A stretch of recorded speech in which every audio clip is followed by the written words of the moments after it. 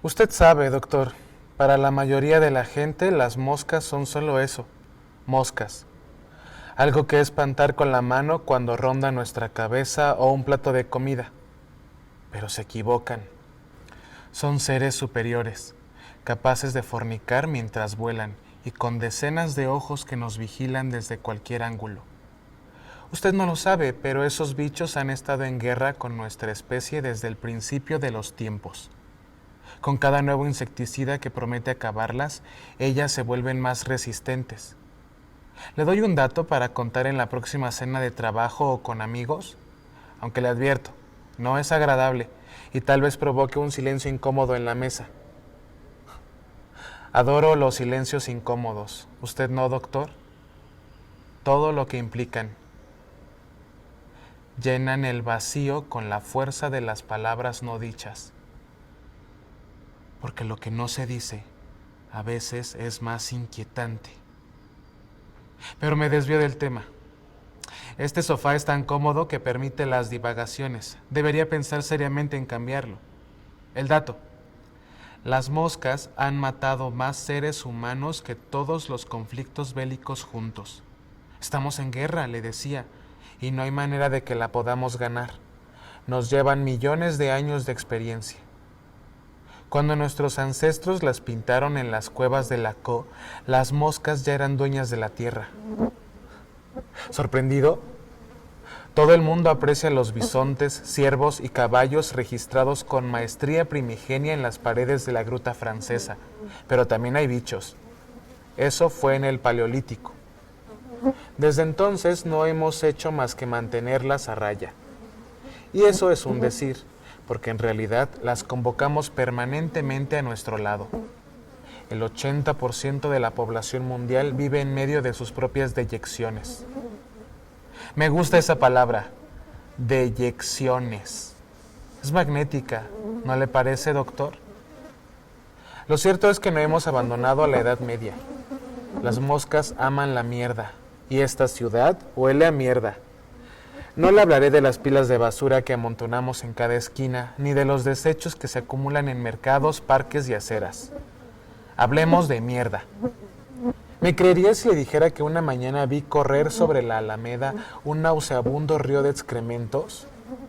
Se deslizaba de una alcantarilla interior hacia el arroyo de la calle, y solo había dos opciones: sortear a los automóviles que pasaban por la avenida Hidalgo o esquivar los mojones flotantes.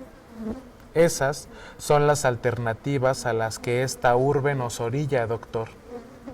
Las moscas florecen en la mierda y nosotros les hemos sembrado un jardín de 20 millones de intestinos. Por supuesto que les doy caza, doctor, incansablemente. Desde niño, aunque entonces no era consciente de su poder y de sus, nunca mejor dicho, negras intenciones, ¿sabe lo que hacía? Iba por la casa con una pistola de ligas y les daba muerte como un eficaz pistolero del viejo oeste. Mis padres veían un insano entretenimiento en ello, pero yo sentía que cumplía una misión. Por fortuna, nunca me lo prohibieron, aunque sospecho que mi conducta era motivo de conversaciones en voz baja en su cama después de que apagaban la luz. Mis hermanos, todos mayores que yo, estaban muy ocupados en sus trabajos o preparando agotadores exámenes universitarios, y no le dieron mayor importancia a la obsesión que crecía en mí. Los hijos menores, los llamados benjamines, estamos más expuestos a las peligrosas fantasías que germinan en la soledad. Eso usted lo sabe bien. Tan poca atención y en cambio demasiadas ocurrencias que se van acumulando, como un frasco lleno de moscas. Curiosa metáfora, ¿no le parece? He matado muchas de ellas, más que cualquier otro ser humano que no se dedique a ello profesionalmente. Y sé que mi aportación en esta guerra perdida es perfectamente inútil. Pero dígame una cosa. Si un ejército enemigo invadiera sus tierras y amenazara su propiedad, ¿no combatiría hasta el último aliento? Y aún más, Si una horda de asesinos amenazara a sus hijos, ¿se quedaría de brazos cruzados solo por el simple hecho de que el rival los supera en número? Yo no tengo hijos, es cierto, y las pocas parejas que he tenido no supieron entender mi cruzada. En la oficina intenté formar un club de amigos exterminadores de moscas, pero fracasé. Al principio, mis compañeros de trabajo me miraron divertidos, pero cuando comencé a insistir en el tema, me dieron la espalda. Recibí incluso un memorándum del jefe pidiéndome que pusiera fin inmediatamente a una iniciativa tan absurda como perjudicial para el ambiente de trabajo. Así que estoy solo en esto, ¿se da cuenta, doctor? A veces pienso que es mejor así, dejar al resto de la humanidad a merced de su propia ignorancia. ¿Sabía usted, doctor, que en Tuxtla Gutiérrez hay una fábrica de moscas construida por los gringos? No me extraña, es un dato poco difundido, pero yo estuve ahí, y es un lugar impresionante. Puede visitarse, siempre y cuando se tramite el permiso con anticipación. Hasta ofrecen visitas guiadas, pero no es precisamente el paseo con el que sueña la mayoría. Es el único lugar del mundo en el que se cría y se produce industrialmente la llamada mosca gusanera. La fábrica trabaja 24 horas y da de comer a 1000 familias. ¿Y para qué carajos existe una fábrica de moscas?, se preguntará usted. Para combatirlas, precisamente. Esa es la genialidad del asunto. Una plaga se erradica al introducir machos estériles en una población de machos silvestres, en proporción de 10:1, situación que provoca que las hembras tengan muy pocas posibilidades de ser fecundadas en el único apareamiento de su corta vida. Para bien y para mal, las moscas son instantáneas. Es su fortaleza y debilidad al mismo tiempo. En 3 generaciones se acabó el problema.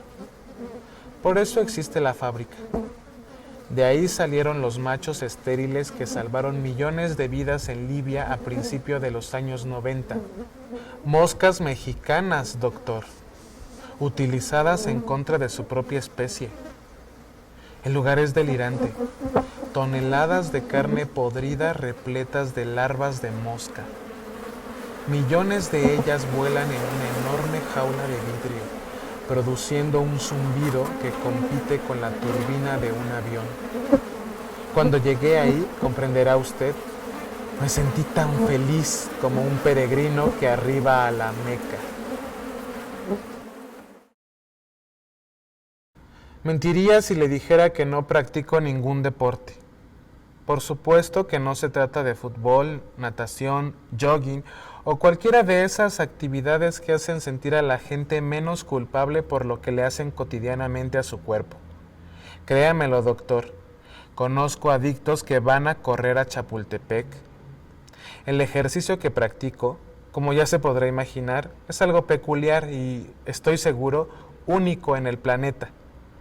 Si el club de amigos exterminadores de moscas hubiera progresado, otra cosa sería, pero como le dije, mi iniciativa fue censurada. Practico este deporte o pasatiempo, ¿no es lo mismo? Una vez por semana, los viernes, cuando regreso estresado por las tensiones acumuladas a lo largo de la semana. Lo preparo todo temprano, antes de salir de casa. Dejo varios recipientes con carne cruda y sanguinolenta en distintas partes. Abro las ventanas y me marcho a la oficina. Cuando vuelvo, mi hogar es un hervidero de moscas. Entonces cierro las ventanas, me aflojo la corbata y me arremango la camisa. Saco mi matamoscas favorito y me lanzo sobre ellas. A veces precipitadamente, dando alaridos y golpes a diestra y siniestra. Otras con giros delicados, como si interpretara algún ballet sobre hielo. Acepto que si algún extraño me observara en esos momentos, le parecería un espectáculo grotesco, pero yo lo disfruto y, sobre todo, me hace mucho bien. Cuando barro la alfombra negra de cadáveres, empapado en sudor y felizmente exhausto, el mundo me parece un lugar mejor y lleno de posibilidades. A veces regreso de tirar la bolsa repleta de moscas en el contenedor de la calle y descubro que se me escapó una viva. Doctor, es indescriptible el placer que proporciona esa última cucharada de postre.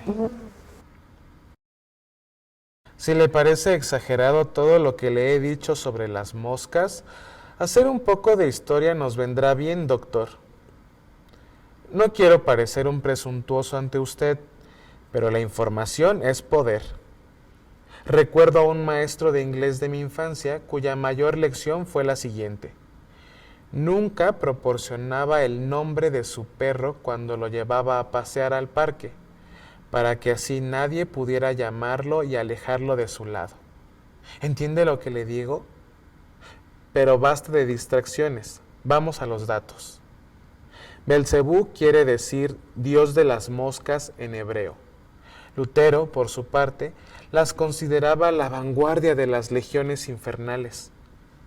Según otras creencias menos cultas, las moscas son siervas de las brujas, quienes las utilizan en sus hechizos y para espiar a sus enemigos. Por supuesto que yo no creo en esas supercherías. Lo comento para ejemplificar el temor atávico del hombre ante este bicho. Lamentablemente es el miedo equivocado. Cierto día, un vecino llamó a mi puerta horrorizado porque había dejado la ventana de su baño abierta y se había metido un montón de moscas. Creía en verdad que una amante despechada le había hecho brujería. Su rostro estaba deformado por el pánico. Parecía un niño asustado por un programa de televisión nocturno. Me pidió insecticida. Él no sabía nada de mis actividades recreativas secretas. Y curiosamente acudió a mí. ¿Nada es casualidad? Pero yo le dije que no era necesario contaminar su casa con químicos. Salí armado con mi matamoscas y personalmente me encargué de eliminar la plaga. Tras ese episodio se me ocurrió una idea. Arrojar también pedazos de carne putrefacta a las casas de mis vecinos y convertirme en el matamoscas oficial del vecindario. Pero no estoy loco, doctor, aunque probablemente a estas alturas usted ya tenga su veredicto. Las moscas enviadas del diablo, tonterías. Tan solo es la lucha de las especies y no hay lugar para todos. A los supersticiosos les tengo una noticia. Si las moscas provienen en efecto del infierno, entonces los humanos cometimos la estupidez de mudarnos a su barrio. Esta es la última vez que vengo, doctor. No quiero que mis palabras se conviertan en moscas zumbando en sus oídos. Por otra parte, y no se ofenda, mis encuentros con usted no han servido para mitigar mis inquietudes. Le he dicho antes que la información es poder, pero en el fondo, conocer la verdad no sirve de nada. Mucho menos si se es el único que la posee.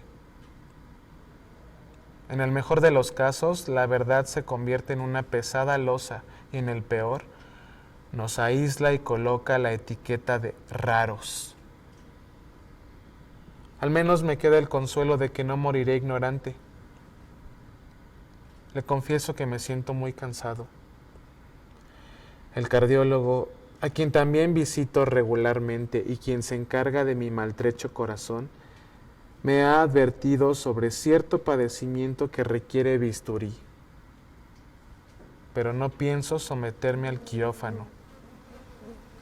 El momento llegará cuando tenga que llegar, aunque parezca ingenuo, creo en los designios. Los últimos viernes me he sentido desfallecer al blandir el matamoscas. Cualquier otro tipo de persona dejaría esa actividad física tan demandante, pero yo no soy, y eso usted lo sabe, cualquier tipo de persona. Mañana es viernes. Hoy por la noche dejaré los recipientes con carne y las ventanas abiertas. He comprado el doble de cebo de lo habitual y 2 matamoscas, uno para cada mano. No intente detenerme.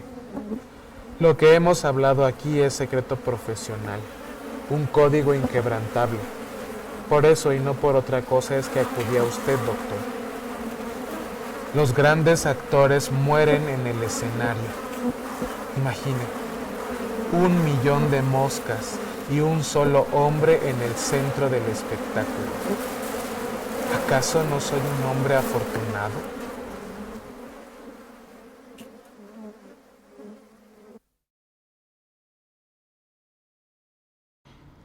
Repasé las cintas de X el fin de semana y me quedé inquieto. Atiendo a muchos pacientes extraños como para que algo me sorprenda, pero en su caso hubo algo que me dejó inmerso en pensamientos sombríos. No sabría explicar exactamente qué los provocó. Lo único que se me ocurre es que se trató de una especie de premonición. Los psiquiatras no debemos involucrarnos con nuestros pacientes más allá del consultorio. Pero con X seguí mis impulsos y rompí las reglas. La primera vez que nos vimos me dejó su tarjeta, así que el lunes por la mañana llamé a su oficina, donde me informaron que aún no había llegado. Le dije la verdad a la secretaria, que era su psiquiatra, que estaba preocupado por él y que me gustaría darme una vuelta por su casa para comprobar que todo estuviera en orden. No sé si me creyó o si solo quería colgar rápido, pero me dio la dirección. Conduje mi automóvil hasta una antigua vecindad en La Condesa, extrañado de que X viviera ahí, pues es una colonia invadida por artistas, escritores, extranjeros, oficinistas esforzados y otros trepadores sociales. Él no parecía encajar, aunque ahora que lo pienso, quizá tenía mucho sentido que su neurosis se desarrollara en un barrio tan artificial como ese.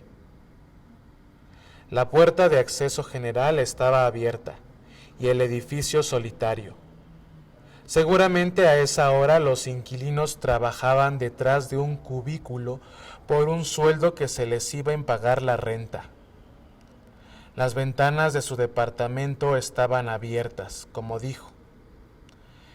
Me introduje por una de ellas, cerciorándome de que nadie me viera, y recorrí con cautela los pasillos de mosaicos estilo Art Deco. En el aire flotaba un olor dulzón y desagradable, similar al que produce la fruta cuando se pudre a la intemperie. Recordé lo que X me dijo de sus cebos de carne. Había recipientes, pero estaban vacíos. Al entrar a la sala vi a mi paciente tirado en el suelo, en mangas de camisa y con la corbata aflojada. Tenía los ojos abiertos y fijos en el techo. A su lado yacían los matamoscas. A pesar de la contundencia de los hechos, sentí que algo no encajaba. Todo era demasiado obvio. Parecía que X estaba representando una obra de teatro exclusivamente para mí y que mi llegada marcaba justo la caída del telón. Pensé, ahora se levantará y se reirá a carcajadas. Pero eso no ocurrió, y tampoco fue ese el final de esta historia. Me hinqué junto a X y lo observé de cerca. Lo primero que noté es que tenía el abdomen mucho más abultado de lo que recordaba.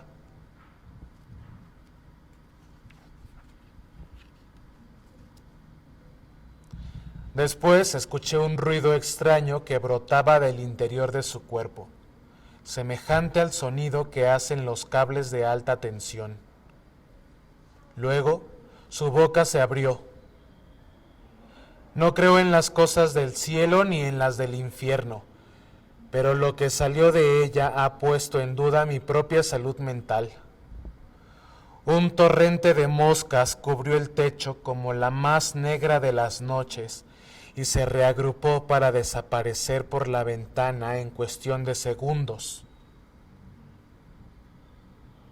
Una vez que la sorpresa pasó, abandoné el edificio e hice una llamada anónima para reportar el hallazgo del cadáver. 2 días más tarde, un ex compañero de la facultad que trabaja en el servicio médico forense me pasó una copia de la autopsia. Infarto fulminante. No conté a nadie lo que había visto aquella mañana en casa de mi paciente, y ese sí fue el final de esta historia. Mencioné antes que dudaba de mi cordura. La locura es peligrosa porque se contagia. Pero esas dudas se disiparon hace unos momentos, en una pausa que hice mientras escribo estas notas. X se equivocó. Los bichos son, en verdad, cosa del infierno. Sentí un espasmo en el estómago. Me puse la mano sobre la boca y eructé. Cuando la retiré, una mosca salió volando.